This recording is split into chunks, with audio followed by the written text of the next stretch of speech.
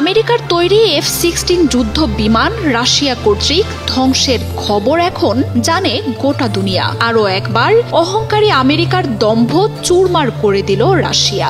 যুদ্ধবাজ যে বিমান নিয়ে মার্কিনীদের গর্বের শেষ ছিল না, সেটি এক মুহূর্তেই মাটিতে আছড়ে ফেলেছে ভ্লাদিমির পুতিনের বাহিনী। রাশিয়াকে ঠেকাতে যুক্তরাষ্ট্রের নকশা করা অত্যাধুনিক F-16 ফাইটিং ফ্যালকন যুদ্ধ বিমান ইউক্রেনকে দিয়েছিল পশ্চিমারা, সেটি পাত্তাই পেল না রুশ বাহিনীর কাছে। এর মাধ্যমে ভ্লাদিমির পুতিন প্রমাণ করলেন, গোটা পশ্চিমা শক্তির বিরুদ্ধে লড়াই করে তিনি মোটেই কাবু নন।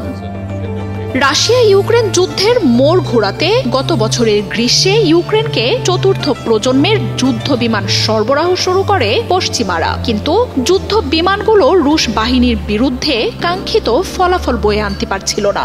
এমন পরিস্থিতিতে 13 এপ্রিল কিয়েভের ব্যবহার করা শক্তিশালী F-16 যুদ্ধ বিমান ধ্বংস করার ঘোষণা দিল রাশিয়ার সামরিক বাহিনী।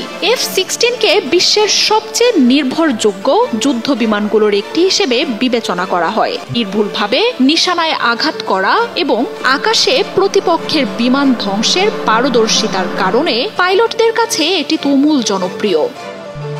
70-এর দশকে এই বিমানটি প্রথম তৈরি করে যুক্তরাষ্ট্রের মহাকাশ প্রতিরক্ষা ও প্রযুক্তি কোম্পানি লকহিড মার্টিন। এখন পর্যন্ত 4000-এর বেশি F-16 তৈরি করা হয়েছে। মূলত অর্থসাশ্রয়ী হালকা বহুমুখী বিমান হিসেবেই তৈরি করা হয় F-16কে। আরেক মার্কিন ব্যয়বহুল বিমান F-15কে সাহায্য করতেই এই পদক্ষেপ নিয়েছিল যুক্তরাষ্ট্র।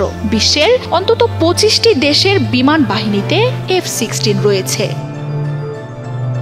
F-16 ফাইটিং ফ্যালকন মূলত মার্কিন বিমান বাহিনীর এক ইঞ্জিনের যুদ্ধ বিমান, যেটি বহুমুখী ভূমিকা রাখতে পারে। বিশ্বের যে কোনো প্রান্তে যে কোনো আবহাওয়ায় এটি উড়তে ও আঘাত হানতে সক্ষম। F-16-এর অস্ত্রধারণ ক্ষমতাও অবিশ্বাস্য। 21,282 কেজি বিস্ফোরক নিয়ে ওড়ার ক্ষমতা রয়েছে বিমানটির। যুক্তরাষ্ট্রের বিমান বাহিনীর তথ্য অনুযায়ী নির্ভুলভাবে লক্ষ্যবস্তুতে আঘাত হানতে সক্ষম এমন প্রেসিশন গাইডেড মিসাইল ও বোমা দিয়ে সজ্জিত করা যায় F-16কে। বিমানটি ঘন্টায় ছুটতে পারে 2400 কিলোমিটার বেগে। F-16 রাতেও একই শক্তিতে হামলা চালাতে পারে। কামান, ক্ষেপণাস্ত্র, বোমা সব রকম অস্ত্রই থাকে এতে।